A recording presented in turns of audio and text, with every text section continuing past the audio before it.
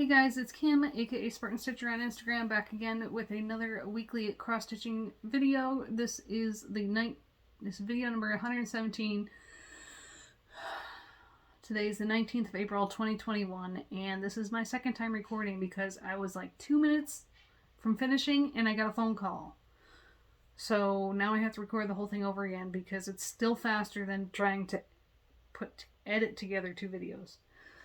So, first thing I worked on was Half-Blood Prints by Tilton Crafts to finish up the first page on the second row. 3,200 tent stitches to finish the page and finish the Secret Garden for the Full Coverage Fanatics Bookshelf Challenge for April. So there's the entire piece so far, 25 count, easy count. And here's the page that I finished with just little hints of Tom Riddle. This completes my 2-page goal on this piece for 2021, but more on that later.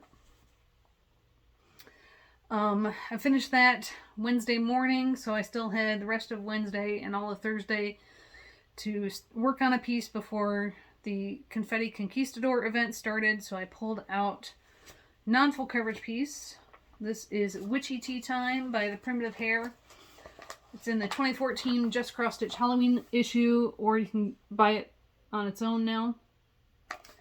And where I left off, last time I worked on this, I was a little bit past this cake stand. And so I was still working on this massive amount of black for the table. Now, I did not take the 30 seconds it would have required to double check where I was on my fabric and where I had marked off my progress on my working copy of the chart. I just went automatically and went off where I had highlighted on the chart and kept going to stitch the rest of this table.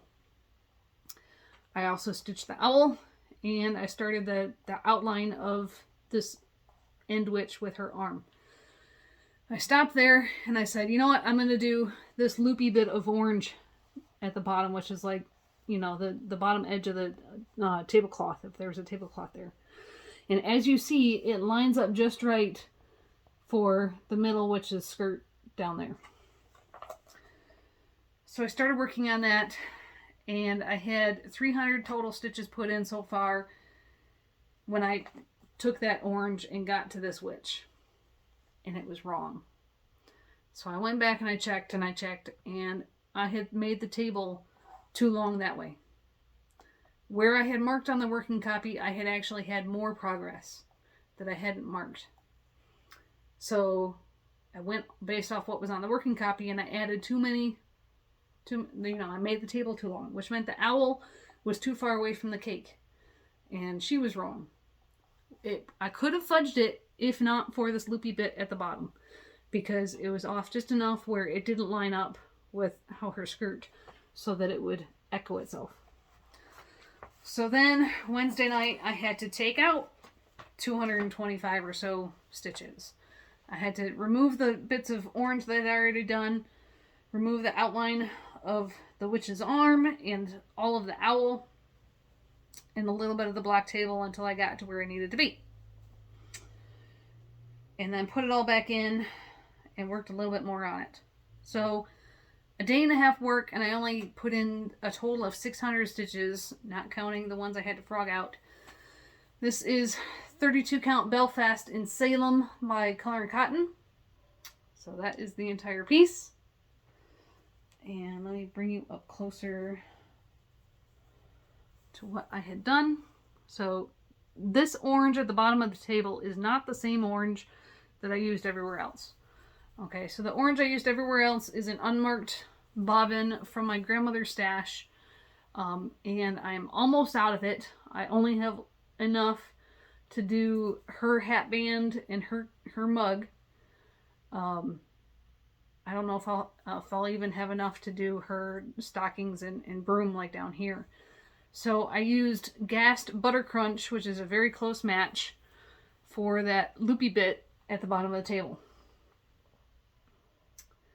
And I repaired everything else. So now the witch is in the right spot, the owl's in the right spot, the table's where it's supposed to be, and it matches up with the middle witch's skirt.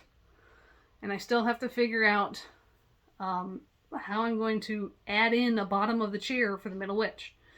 So what I'm going to do for that is I'm going to use my charting software and throw in, instead of like stitching in and frogging out and deciding what I want to do actually on the fabric, I'm going to use my charting software and play around with it until I get some chair legs that I like for her.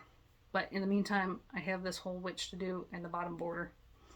So 600 stitches is more than I had. Progress is progress, and you can be sure that next time I'm going to take the 30 extra seconds and make sure my working copy is marked off correctly. Friday, Saturday, Sunday. It was a quiet weekend for us. We didn't have much going on. My daughter had Girl Scouts, and then Saturday we went to the barn for only a short while because it was still muddy and wet from all our snow. So I had a very stitchy weekend working on Supersized Color Expansion Museum Shelf by Amy Stewart.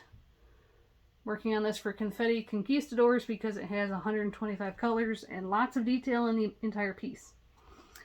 But I feel like I cheated because if you look at this design, the page that I'm on, this carpet runner down the stairway, has the least amount of detail in the entire piece. Because it's a supersize, one page, this carpet runner almost took up one whole page. Excuse me. So, and I already had all the black done from the vertical face of the steps. So, it was the really only confetti part was in the gold borders of the carpet runner, which I'll show you. So, there's the entire piece so far. This is 25 count, easy count.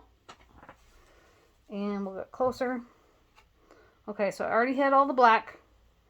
I put in the green and all these golds and tans. And the golds and tans is the only spot where there was confetti.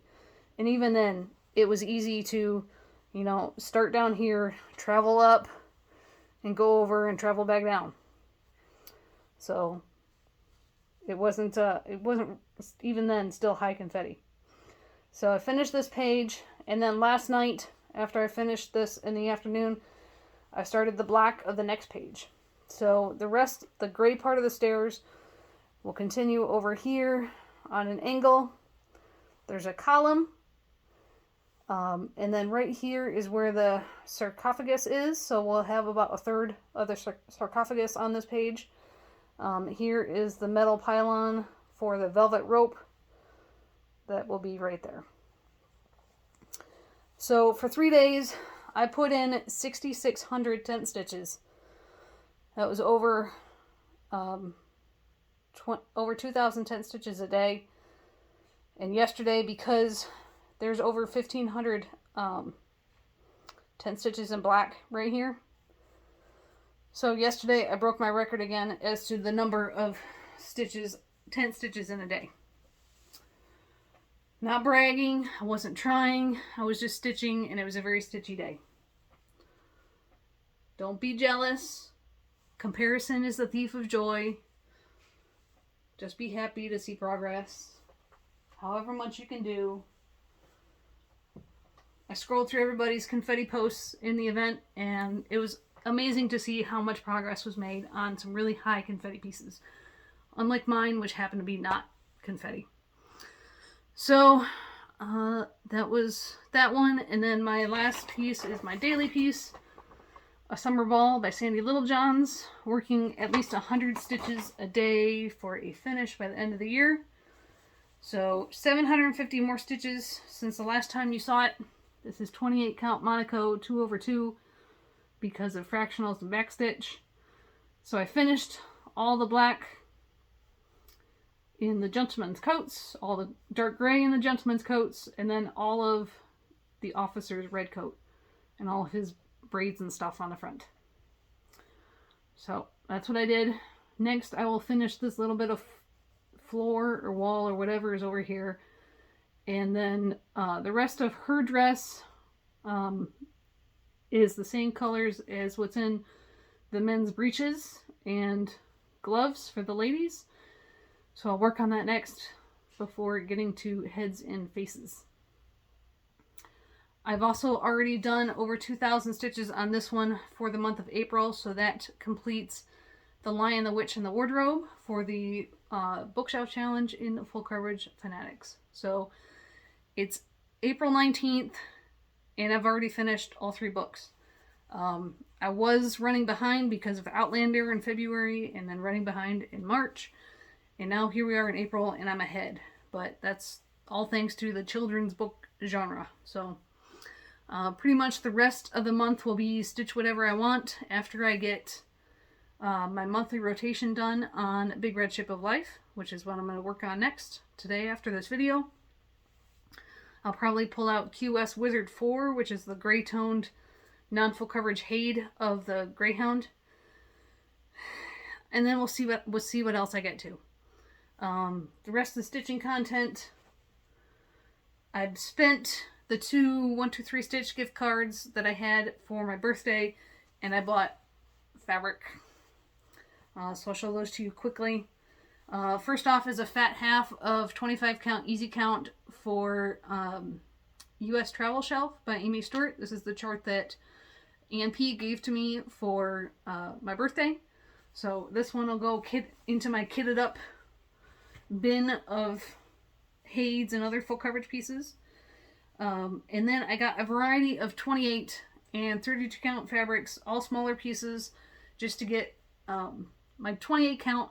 I have a lot of Monaco that I can dye, but that's about it in my 28 count. I have 32 count in various colors, so I bought some 28 count sizes and a couple 32 count pieces. So 28 count coffee Jobelin, just a nice even tannish brown. 32 count Silvery Moon Lugana. This is what I'm stitching Templar Prophecy on, and I really like it. And this piece will be for, I believe it's Country Cottage Needleworks. There's 4 insects stitched together in one piece, but I'm going to do them separately as smalls. There's a ladybug, a bee, a dragonfly, and a butterfly. I'm going to stitch them separately on this one at some point. 28 count Jade. These are all Lugana. I prefer Lugana to linen. 28 count Oaken. 28 count Mirage. It's a nice gray. 28 count Barnwood. 28 count Twilight. Never seen that one in person. Some of these darker colors I might use for the hands-on design Chock-full series that I bought last year. And 32 count Dark Cobblestone. I've used this one before and I really like it too. So there's a smaller piece of that one. So that's what I got with my gift cards. Goals. So if you watched my goal setting video back in November, you know that I set my page finish goals for all my full coverage pieces and goals for my non-full coverage as well. And I try to aim for like a total page finish number that makes sense based on how many page finishes I did the year previous and real life events that are going on, changes in stitching rotations, that kind of thing. Well, my total for page finish goal for 2021 was 29 full pages and 10 partial pages. We're not all the way through April yet, and I have completed 13 out of those 29 full pages and 8 out of those 10 partial pages. So I'm almost halfway through my goal and it's only April. So that's what I mean by I'm going to have to relook at all my goals, extend some pieces, because even though I've only met the completed the goal on 2 pieces, Oh Baby and Half Blood Prince, I'm not far from meeting the goal on Odin, and Museum Shelf and Friends Forever are halfway through their goals. So, and I've already extended the goal on this one because I wasn't planning on finishing it this year. So, yeah, I'll definitely be pushing out my goals. That is it for my stitching content, except to say that I don't know if my video will be on time next week because we are on the schedule to get our windows replaced on Monday. However, they're supposed to call us a week ahead of time to work things out, and they haven't yet. I'm guessing that we're going to be pushed, until later in the year, at least maybe until May, just because they were already supposed to be doing window replacements in other houses down the street, and they haven't yet because of the bad weather that we've had. So I'm thinking they're just going to push everybody back. So if you don't see it, I'll try to put up like a little status update if I can't record. So look out for those. So that's it for my stitching content. We have some Air Force news and then airplane story. So, Air Force news. This started happening back in February, but the ceremony for this was this past week. So, what I'm talking about, Offutt Air Force Base in Omaha, Nebraska, is the last base that we were at. My husband flew on the Airborne Command Post, and they also have the Rivet Joint, the Open Skies program. I've talked about those modified KC-135s that are modified to do all kind of air samples and things. And also the NAOC is there. Well, starting in February, they are redoing their runway. We're doing a lot of work on their runway. Over $150 million going into their runway, so they will not be flying out of that base, which means all the planes had to move somewhere else so that they could continue their mission out of a different location. And that location is going to be the Lincoln Airport. Lincoln is about 58 miles from Offutt Air Force Base, or 93 kilometers. And Lincoln is already home to Nebraska Air Force Reserve, or Air National Guard? No, Air Force Reserve. Of KC-135s. So you have the original version of the 135. So they, some of their maintainers know how to take care of the chassis of that airplane, if you will. And so now they're going to be hosting all the planes from Offutt as well. And this is long term because the runway project is scheduled through September of 2022. So for the next year and a half, you're going to have all kinds of people transporting from Offutt to Lincoln to fly their sorties and then back. Plans for this have been in effect since 2014. This was actually supposed to take place prior to now, but due to the flooding that happened in 2019, if you're watching my videos way back when, the base flooded in 2019 after we left, and a lot of the infrastructure was damaged, so they spent money to get that back up to snuff before starting this runway project.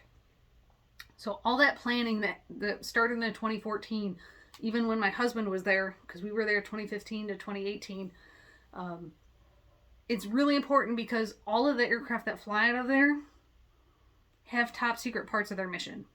And again, nothing I tell you, I'm not breaking classification. This is all stuff that you can find on the internet, or it's non-sensitive information.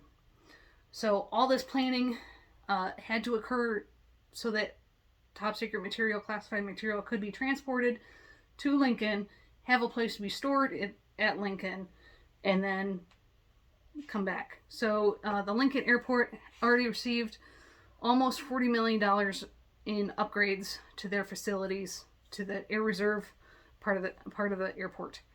And as I said, this was going to be they're going to be there until September of 2022. And what happened on Friday was a special ceremony with the governor and the wing commander from Offutt. I just have this one picture to show you because as a maintainer, this makes me a little anxious.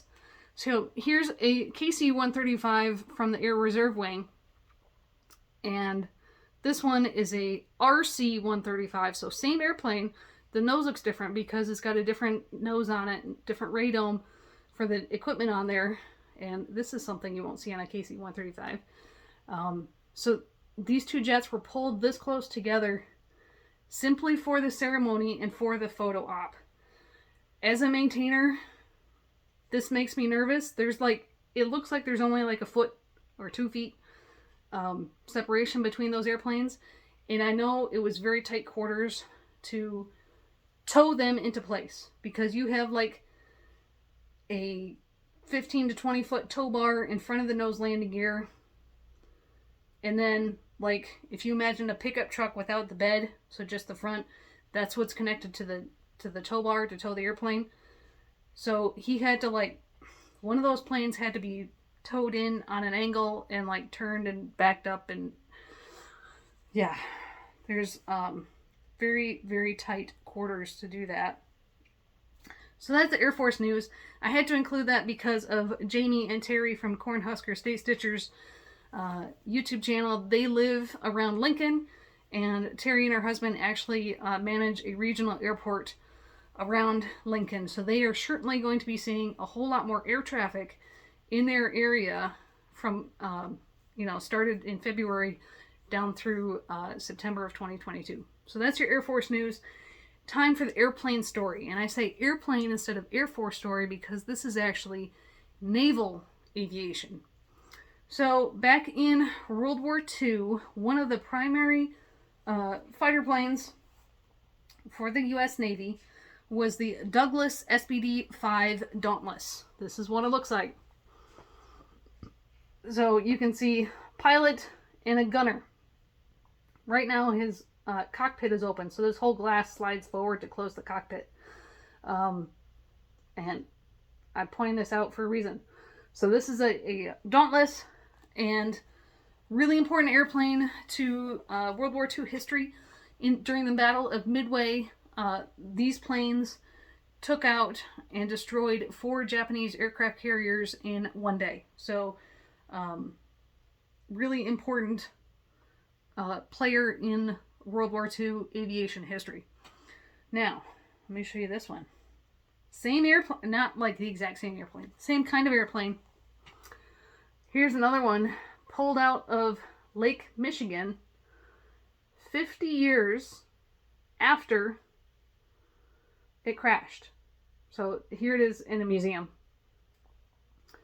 The pilot did survive this, and the reason the pilot survived, the reason it was flying over Lake Michigan, is because the cockpit was open. And this came up in just an interesting article talking about this airplane being on display in a Virginia Beach Military Aviation Museum earlier this month. So the article was about that particular airplane that was pulled out of the lake. But then I had to find out more to the story. So all these Dauntless airplanes, there's there's over 100 of them that crashed in Lake Michigan during World War II. And that is because the U.S. Navy purchased 2 steamship cruise ships in 1942 and then retrofitted them to become aircraft carriers to stay in the Great Lakes. So here's your Great Lakes. So here's Detroit. Down here's Chicago. So Chicago is important for this story because these ships were based out of the Navy port in Chicago. So this one's Lake Michigan. And they retrofitted these steamships to be not as we know an aircraft carrier now, because the planes couldn't be like pulled down into the body of the ship. There was no aircraft elevators. There was no armament on these ships. It's just like a floating runway. And the purpose was to train Navy pilots to take off and land an aircraft carrier in a safe environment. They didn't want to do this out in the ocean where enemy aircraft could try to shoot down these ships. So that's why they did it in the Great Lakes. For those that are not from the U.S. or aren't familiar with the Great Lakes, they really are massive. Lake Superior actually qualifies as an inland sea. Okay, they're enormous. So what they would do is these 2 steamships would leave port and go about a mile out from the coast, and then so you could still see them from the shore, and they had lots of people that would drive to the lake shore just to watch these planes take off and land. So they were training Navy pilots to take off and land from an aircraft carrier without being in danger of enemy aircraft actually in the area. These 2 steamships, the Navy purchased them in 1942. They were, before they were renamed, the USS C&B and the USS Greater Buffalo. And I have pictures of what they looked like before they were retrofitted. So this is the Greater Buffalo before it became an aircraft carrier. And let me go back. Here's the C&B. So what they did is they cut off everything from above my finger and then made an aircraft carrier deck. So there's the C&B after all the guest cabins and stuff were cut off. And there you see the deck starting. The C&B had a Douglas fir wooden deck. So there is the newly renamed, the C&B became the USS Wolverine. And there's another picture of the Wolverine. And there you go. The Greater Buffalo, the other one, became the USS Sable. And they made that deck out of steel. And so in addition to training pilots, the Sable was also used to test different surfaces. So even though the flight surface was steel, there was different types on the flight deck so they could try out and figure out what sort of non-skid surface worked best for future aircraft carriers. Now, let me give you some numbers. So they went into action as an aircraft carrier in 1943. And from then on through the end of the war, those two ships, they were used to train 17,800 pilots, which meant 116,000 takeoff and landings, because each pilot was required to do 8 to 10 takeoff and landings to be certified and then, be sent to the real aircraft carriers. Only 8 pilots died. Excuse me. Hold on a second. Okay, only 8 pilots died and 120 aircraft were lost. The reason there was such a low number ratio as pilots to aircraft loss is because as they were doing these takeoff and landings in Lake Michigan, they were required to fly with their cockpit open, so that if the airplane did have a problem and they had to ditch it in the ocean, all they had to do was unstrap and they could get out of the airplane very easily. And so almost everybody survived. Only 8 pilots lost. Let's see, the Wolverine's flight deck was 550 feet long. And after the war, both of these ships were sent to scrap. So, the only other interesting thing is that one of the pilots out of those 17,800 pilots trained was 20-year-old Lieutenant Junior Grade George H.W. Bush. And I found a quote from him. It said, "I remember those Great Lakes flights very well in the open cockpit that winter. Coldest I ever was in my life." So apparently he learned how to take off from an aircraft carrier in the cold Michigan/Illinois winters with an open cockpit. You can imagine, not flying anywhere, and then how wind chill makes things colder, and they're flying over 100 miles an hour. So it's pretty cold with that open cockpit. So there is your naval aviation story for the week. I hope everybody has a good stitching week, and we'll see you later. Bye, guys.